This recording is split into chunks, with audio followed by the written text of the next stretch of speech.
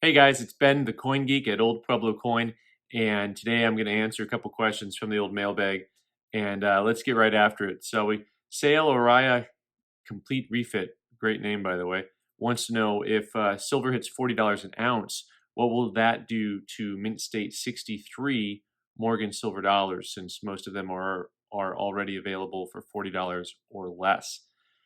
This is an opinion question, which is great because I'm good at opinion, mostly my own. And what I would have to tell you is that this actually has happened with silver rising in 2012, 2013 to that level. Uh, I think generally what you will see and what you've seen before is that it brings up the entire base of the market will rise in price because all of your coins that are just worth their silver content are going to go up in value. Now, specifically to the Morgan dollars, uh, typically if you have nice mint state 63, 64 certified coins, I don't think it's going to bump them very much. They tend to trade above the price of silver even when silver is high, but you're absolutely right. Currently that market has come down a lot. And in fact, mint state $65, which were trading at $150 to $175 a year ago, are back down to the $99 range, 100 bucks. And 15 years ago, those were $75 coins. And so the question is, will we see that again? So will we see the high grade coins continue to come down in price, and then a spike in silver? What will that do to that market? Generally speaking, these markets tend to trade at different levels over time.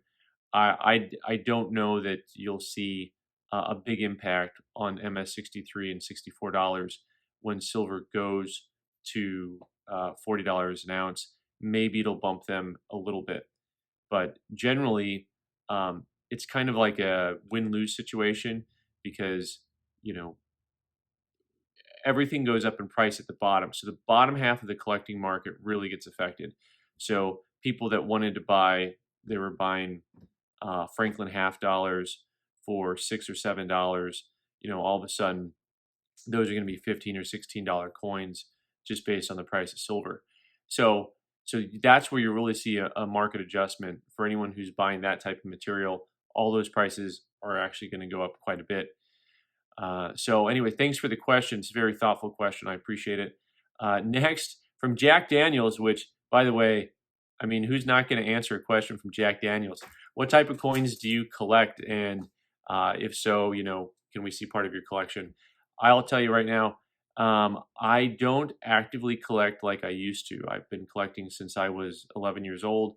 And I will tell you one of the things that I collect, if you watch a lot of my videos, this may be ironic to you. I specialized when I was a teenager in Indian head cents.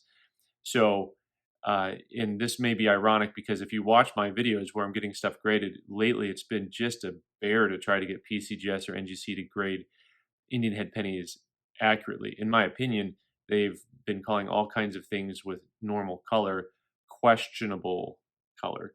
And that has really been kind of a sticking point for me with the grading services at this point in time. So I collected Indian head pennies specifically, and then after that, I had put together a really nice Washington quarter set. Most of these things I actually don't have anymore because I bought a coin shop, and so I had to find a way to pay for the coin shop. So it was really a hard thing for me to sell a lot of my personal collection off to get the coin shop instead. Now, having said that, it was the right decision for my family and for me. uh, you know, these things are all replaceable at some point in time, and it was more important for me to be able to have uh, a future career, which I've really enjoyed up to date, than it was for me to have those particular coins. So, will I go back to collecting the specific series, either of those series? I may sometime, but now that I have not just now that I have a coin shop, but previous to it, because I've worked here over 2 decades. So what I have found interesting over time is I really find oddities more interesting. Like, it's very intriguing to me to find something unusual, and it's not necessarily valuable.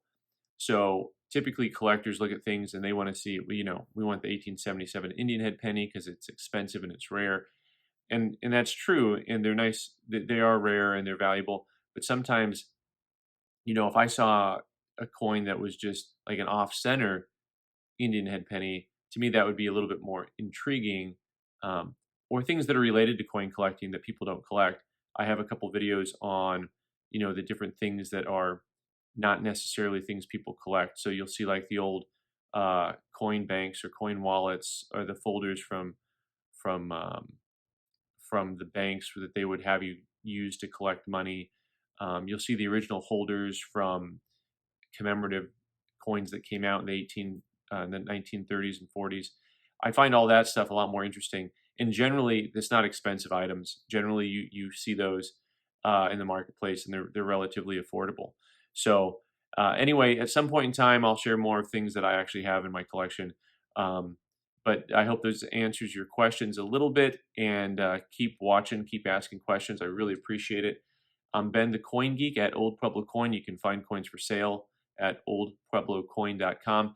And feel free to subscribe up here click the button and watch more videos. Thanks so much.